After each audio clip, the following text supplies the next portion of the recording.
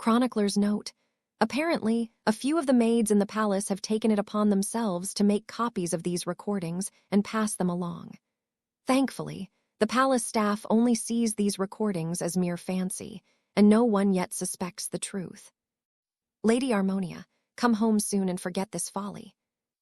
Meta note, these summaries are produced using the assistance of AI from Roll20 chat logs and are meant to share and keep a record of an ongoing campaign.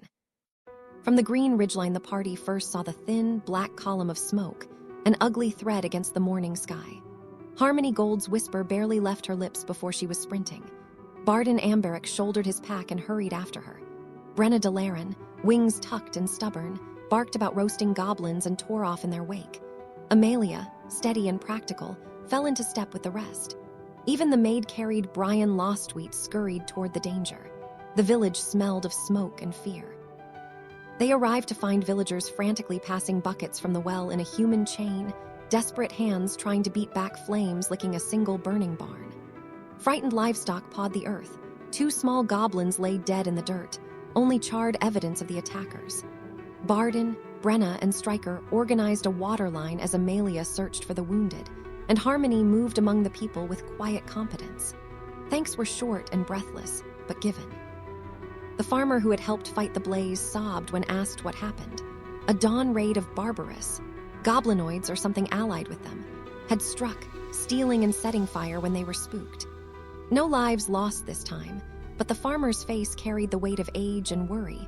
They had been warned and ignored it. An orphan named Al had warned the village, a boy who had claimed to find a barbarous nest in the ruins of an old castle in the woods. Angered by not being believed, the orphan went to take care of the problem himself. When Zenon, a hunter, went searching for Al days later, he found signs the boy had been right. The farmer, hands stained with soot, begs the adventurers, find the nest, destroy it, and bring Al home if you can. The thought of a ruined castle, an empty stronghold taken by beasts, sparked something brighter than duty. Harmony practically bounced at the idea, a bard's tale come true. Brenna muttered about tactics and siegecraft, while Brian worried aloud about arrows finding the mage. Barden, practical and blunt, suggested scouting the castle before daring any plans. Caution won them time. The goblins now knew their neighbors had helpers. Ambushes and traps might be laid. They tracked into the forest. Footprints told of a patrol, 8 figures moving the woods like wolves. Debate slowed to whispers. Attack the patrol now, wait for night, or follow them to the nest and see where they led. The party crouched and crept, senses sharpened. The smell of cooking flesh and the drones of barbarous speech carried through the trees. A misstep, Barden's approach was seen by a hoodling who had crept behind a tree to relieve himself. Alarmed cries shredded the quiet. In a clearing, 4 goblins and 3 dagger-hooded brigands rose around a campfire. The clash was sudden and fierce. Steel sang. Harmony's voice rose as she urged the party forward, lending a surge of confidence that made swords strike truer. Brian called forth his oak golem, Alice. The conjurer threw a spark and mended wounds. Amelia's magic bit at minds and flesh alike. Brenna danced through blades. A dragon's fury honed into a longsword sweep. Barden was immovable at the front line, shield and bastard sword answering the enemy's fury. The hoodlings proved smarter and crueler than brief scouting suggested, and the battle swung like a storm. There were close calls. Harmony cried out as a hoodling's blade found purchase. Amelia's evasion kept her from death by inches.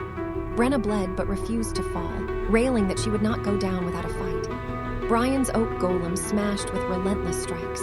Barden's blade thudded with the weight of dwarven might. Healing prayers, Harula's light, mended flesh when it was needed most. Whispered spells knitted flesh and steadied hearts. Heroic blows felled monster after monster. A sudden, brutal strike from Alice sent one hoodling's head bursting in a grisly end. When the smoke cleared and the last skulker fell, the party stood panting, wounded but alive. Breath fogged in the cool air. A voice from the trees applauded the carnage with a dry amusement. A man in green stepped forward, longbow slung across his back. His garments were shot through with leaves and shadow.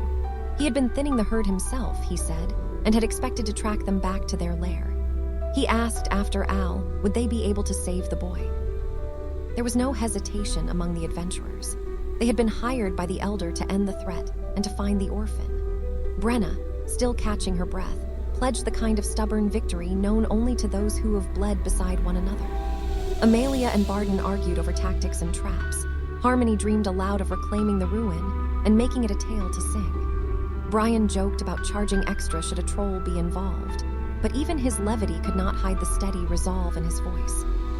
So they set their course deeper into the trees, following smeared tracks that might lead them to a ruined castle's shadowed gates. The sun slid through the canopy as the group strapped on armor, checked weapons, and shared quiet prayers. Ahead lay cold stone, old halls, and the promise of a fight that might decide the fate of the village below and bring a lost boy home. Meta summary. This session balanced strong narrative beats with classic adventuring momentum. The party was drawn into the plight of a threatened village, given a tangible emotional hook with Al's disappearance, and propelled forward with the promise of both duty and discovery.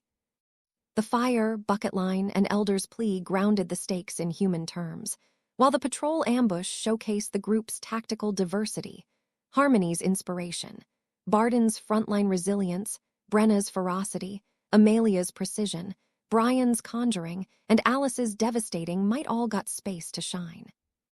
The battle was dangerous enough to feel meaningful without overwhelming the heroes, and the mysterious green-clad stranger offered a perfect narrative bridge from the immediate skirmish to the looming menace of the ruined castle.